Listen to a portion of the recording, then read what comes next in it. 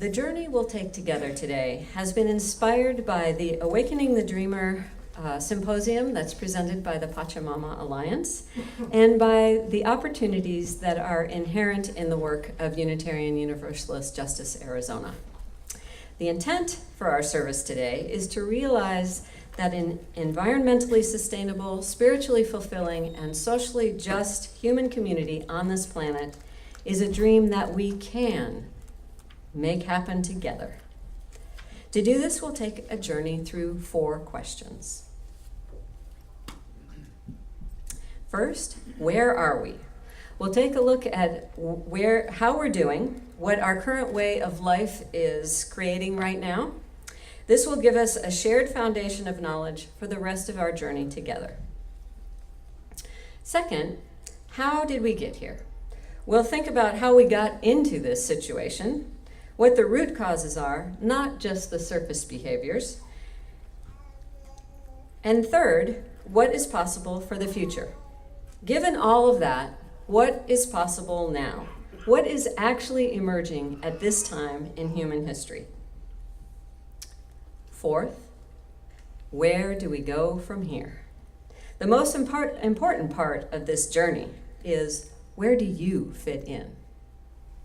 How does this all affect you and your life, your community, and our larger human community? I don't have all of the answers, of course. No one does. But hopefully this journey will help you integrate the information that was overwhelming before and to empower you to make your own choices and explore what your next steps are and communicate effectively about all of this with others. Where are we? In other words, what kind of world is our modern way of life actually producing? Confronting the answers to this question may not be comfortable, but it is an essential step in revealing what is before us, possibly the greatest opportunity any generation has ever faced. Many of you may be familiar with a large portion of the information in this section. Sometimes those of us who know a lot about the state of our world have become numb to the facts. See if you can relate to this information as if you were hearing it for the very first time. I may not present you with new information, but rather a different way to respond to it. Please listen with your heart as well as your mind. For thousands of years, human population on Earth remained relatively steady. Then, about 200 years ago, at the time of the Industrial Revolution, humans learned how to harness the energy of fossil fuels. That allowed agricultural productivity to increase dramatically, and human population began to grow exponentially. Since then, we in the modern world have attempted to meet our needs and wants through an ever-expanding process of extraction, production, consumption, and disposal of natural resources. The modern industrial system that resulted has made possible great human achievements in many areas, but it has also brought about grave and deepening crises. The global environment is being significantly degraded and is now threatened by climate disruption. We know that in our own state of Arizona, we are experiencing drought and wildfires. In a state with plenty of sunshine, the incentives and rebates for solar installations have gone, and solar panels are no longer affordable by the average family. Central Arizona Project, or CAP water, provides water for 80% of the state water users. And that water is pumped uphill to the consumers through a series of open canals. 90% of the energy required to pump that water is provided by the coal-burning Navajo generating plant. That has been cited by the Environmental Protection Agency for costly retrofits. So the life that we've created is not environmentally sustainable. But is it socially just? Poverty is increasing, and the gap between the rich and poor is widening. There is increasing economic disparity, as you all folks talk about here.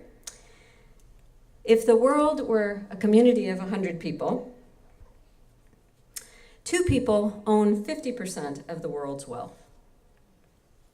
50 people share only 1% of the world's wealth.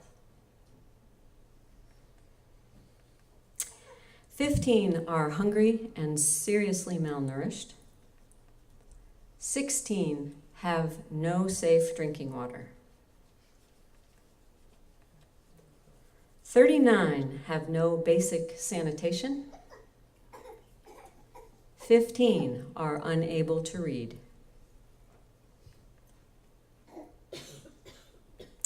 If you have food in a refrigerator, clothes in your closet, a bed to sleep in, and a roof over your head, you are better off than 83% of the people on this planet.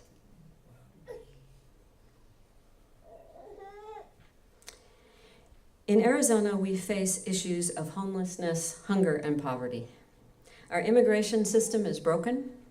We have a thriving business in private prisons, and our public education spending and effectiveness are toward the bottom of the list of states. So the life we've created is not environmentally sustainable, not socially equitable and just. But how are we in terms of emotional or psychological or spiritual well-being? Those of us in the modern world have had access to more money, more food, more comfort, more entertainment, more travel, and more communication than any people who have ever lived. But has all of this made us happier? Turns out the idea that material gain leads to personal fulfillment has been demonstrated not to be the case. Although incomes have skyrocketed in economically advanced countries, study after study has shown that levels of reported happiness have remained at the same level or even declined. So, the life that we've created is not environmentally sustainable, not socially equitable and just, and it is apparent that increased material wealth has not produced the personal fulfillment that humans so long for. So please take a breath. In fact, take 2 deep breaths. This can be pretty difficult information to confront and let in. And please remember that this is just one stage in our journey today. I'm not going to leave you here. But let's take a few minutes to be with what we've just seen and heard and to let it in as deeply as we can. Many of us are already familiar with much of this information. Now just let yourself feel it. If you feel comfortable, I invite you to lower or close your eyes for a moment. Notice your breath going in, might be. How did an intelligent, well-meaning species, who for the most part only wanted to make the world better and more secure for their children, end up in such a condition? What could possibly explain how we got into our current predicament? How did we get here? People's actions correlate with their worldview. We take actions consistent with how we see the world.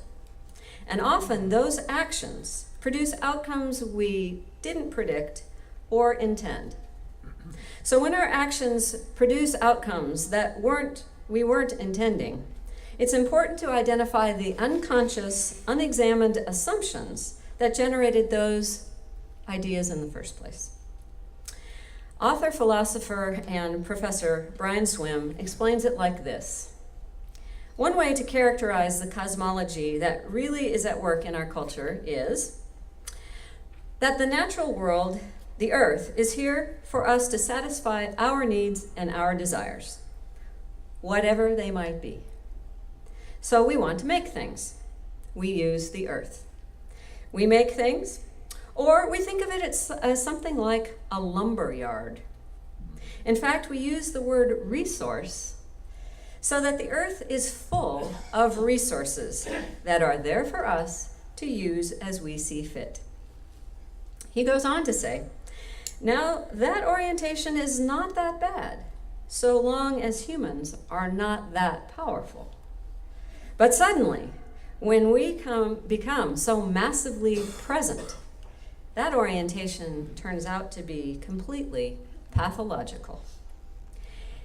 You can't call a forest a resource.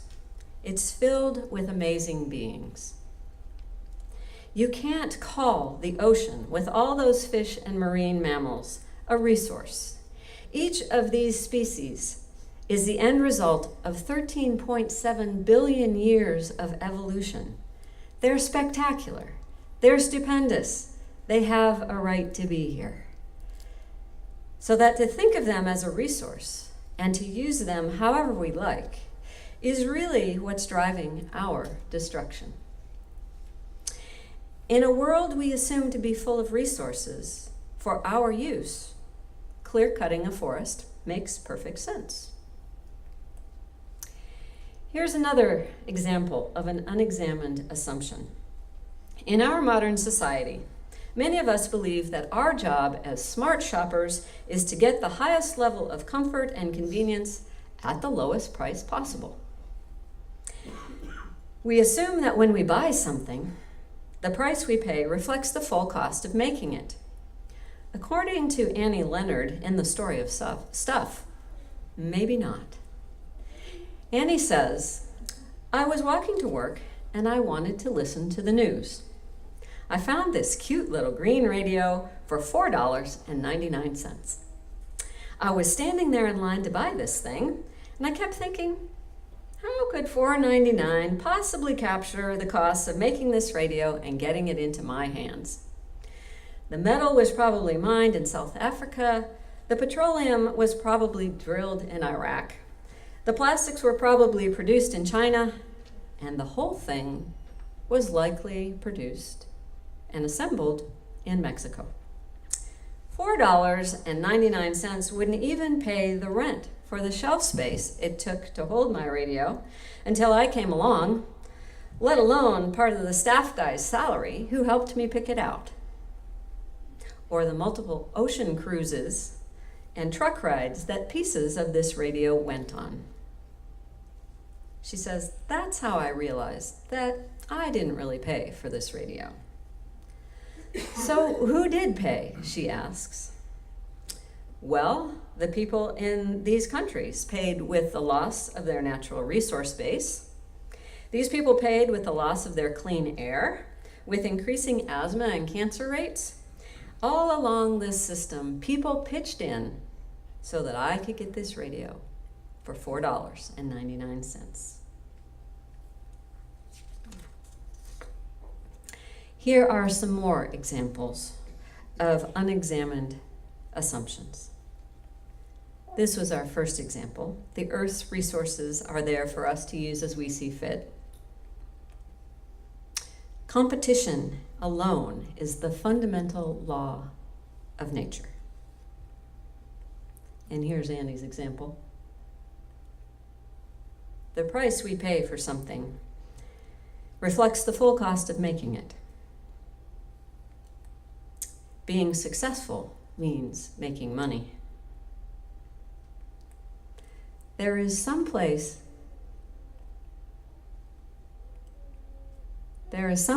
called a way where we throw things. We have throwaway resources, species, and people. One individual can't make a difference. I didn't ask to be privileged, but I kind of think I deserve it. more is better. Poverty is inevitable. Technology will save us. And if you watch me run the projector, you'll know that's not true. Growth equals progress. I can't make a difference. Of all of the countless assumptions that we have in our modern world, there is one that is primary and all-encompassing. We are separate. Spiritual traditions have long taught that separation is an illusion, including our own seventh principle about the interdependence of all existence of which we are a part. Buddhist teacher Thich Nhat Hanh puts it this way. He says, we have the word to be, but what I propose is the word to interbe, because it's not possible to be alone by yourself. You need other people in order to be. You need other beings in order to be. Not only do you need father, mother, but also uncle, brother, sister, society, but you also need sunshine, river, air, trees, birds, elephants, and so on. So it is impossible to be by yourself alone. You have to interbe with everyone and everything else, and therefore to be means to interbe. This relates to words we often read from our hymnal by Chief Seattle. This we know, the earth does not belong to us, we belong to the earth. This we know, all things are connected like the blood that unites one family. All things are connected. Whatever befalls the earth befalls the sons and daughters of the earth. We did not weave the web of life. We are merely a strand in it. Whatever we do to the web, we do to ourselves. By combining technological brilliance of the industrial world with the earth-honoring spirit of indigenous cultures, we have the opportunity to now merge the genius of the human mind with the human heart. We are awakened, as we are awakened to how the world is really organized, there is hope for us. We are not flawed, evil people. We are misinformed, or not sufficiently informed. And informed properly, we can make different choices. That opens up powerful new possibilities for the future. As we move from the illusion of separateness to appreciation of how we are all interconnected, let's take a moment to share our individual joys and sorrows with the whole of this community. The emergence of this new worldview is not something yet to come. It is happening already. So let's take a look at what is possible for the future by appreciating some of the amazing things that are happening right now. It is, as Martin Luther King Jr. reminded us, let us remember that there is a creative force in this universe, a power that is able to make a way out of no way and transform dark yesterdays into bright tomorrows. Let us realize that the arc of the moral universe is long, but it bends toward justice. New possibilities for the future are emerging in all parts of society, government, business, and many civic organizations. Now governments worldwide are beginning to address our global challenges. Iceland, New Zealand, Norway, and Costa Rica are in a race to become the world's first carbon neutral nation. The United Nations Millennial Development Goals represent a worldwide end to hunger and poverty in 2015.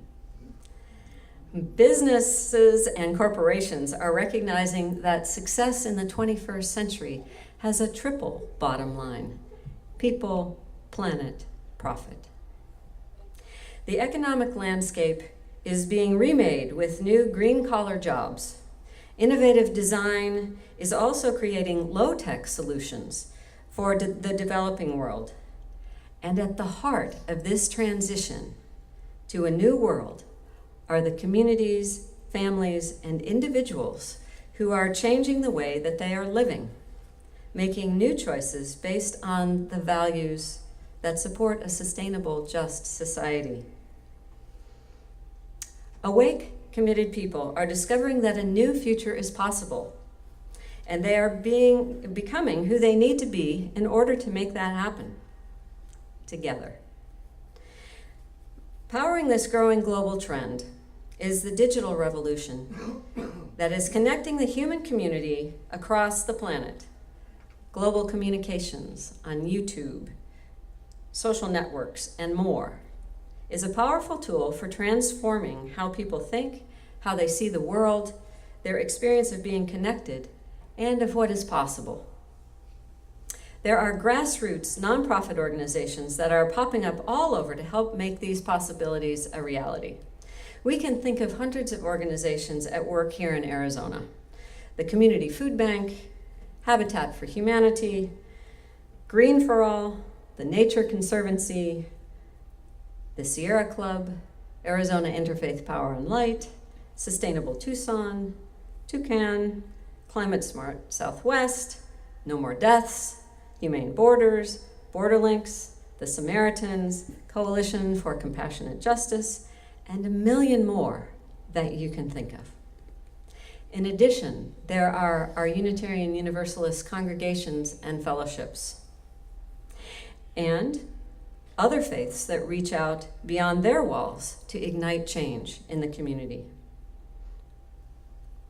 And now there is Unitarian Universalist Justice Arizona to help network us all across the state, to nurture those congregational justice programs, connect congregations, and help you heal our state by working for justice at the policy-making level. It is, as Margaret Mead once said, never doubt that a small group of thoughtful, committed people can change the world. Indeed, it's the only thing that ever has. As we appreciate all of the important work done by these grassroots organizations, let's help sustain Mountain Vista UU congregation. And now we're ready for the final question. Where do we go from here? With financial giving like that, we could go anywhere. And by we, I mean all of us here and each of you in particular. Now, we know that our current worldview and the industrial system that gave rise to it have run up against the limits of a finite planet. We know that the vitality of the earth is declining every day, that the chasm between the few of us who have more than we need and the many of us who have not nearly enough gets wider every day. And we know that it's hurting all of us inside. At the same time, we know that we are part of a worldwide awakening, a grassroots movement for change that is unprecedented in human history. So now that we know, the question arises, what part do we play in this great unfolding story? Consider these words entitled, The Power of One. Not so long ago, a little girl in Alabama wanted to go to the same school as everyone else. And a gentleman from India wanted to raise consciousness without raising his voice. In East Germany, a man wanted to break free, and a woman traveled the world, giving hope to those that had none. This is the power of one: to protect your home in the Amazon, to prevent poaching of the African mountain gorilla, to rescue harp seals in Finland, or to care for the environment in your own backyard. The power of one is the power to do something, anything. And consider these words from George Bernard Shaw. This is the true joy in life, he says. The being used for a purpose recognized by yourself as a mighty one. The being a force of nature instead of a feverish, selfish little clod of ailments and grievances, complaining that the world will not devote itself to making you happy. I am of the opinion that as long as I live, it is my privilege to do, I am of the opinion that my life belongs to the whole community. And as long as I live, it is my privilege to do for it whatever I can. I want to be thoroughly used up when I die, for the harder I work, the more I live. I rejoice in life for its own sake. Life is no brief candle for me.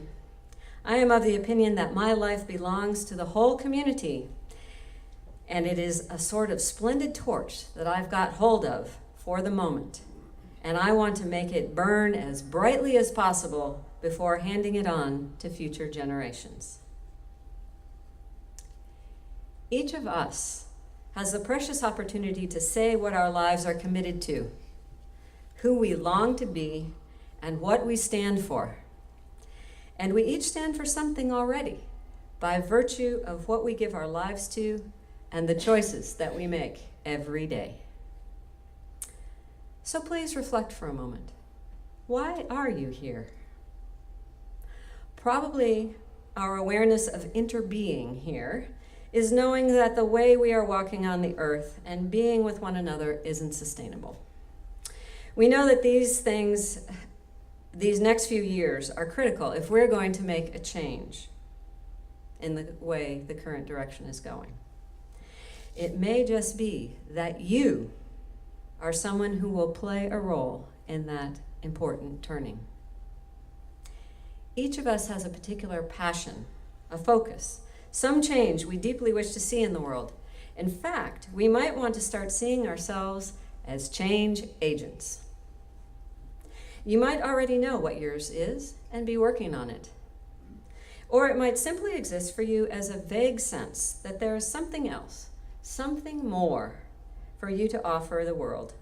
In either case, now is an opportunity to affirm or reaffirm your commitment, knowing that our lives begin to reorganize themselves, as our budgets do, around what we stand for. As American poet Mary Oliver said, "Tell me what is it that you plan to do with your one wild and precious life?" An old proverb says it well. A vision without a plan is just a dream. A plan without a vision is drudgery. But a vision with a plan can change the world.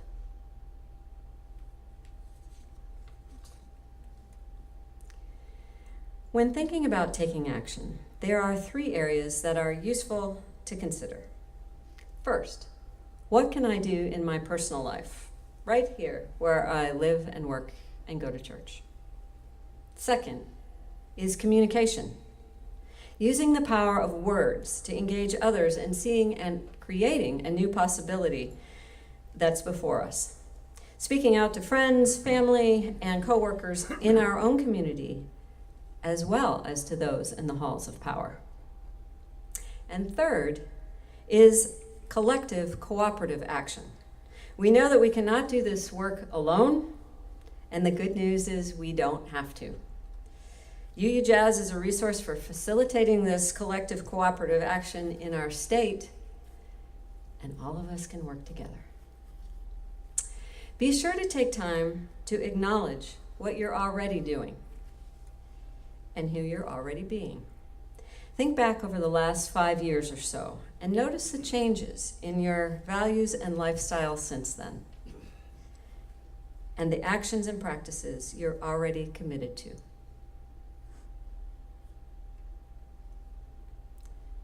Another way to approach this is to think about what makes you come alive. What is it that you love to do? What lights you up, gives you energy, ignites your imagination? What projects, passions, expressions, or interests give you joy and lasting satisfaction? What are you doing when you feel most alive?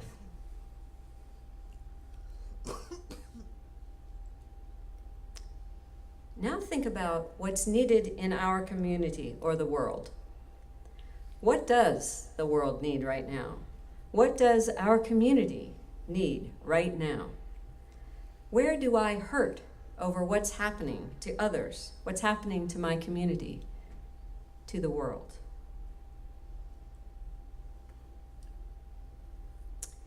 Now see if there are connections between what makes you come alive and what the needs of our community are.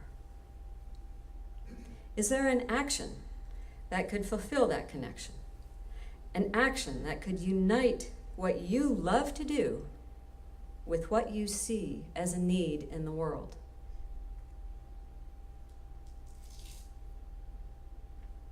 One last thing to ask yourself. How can I contribute to making my local community more environmentally sustainable, socially just, and spiritually fulfilling? Remember, you don't have to change the world all by yourself. You can't. This will all happen through community, so we have to build it. Together, we are a genius.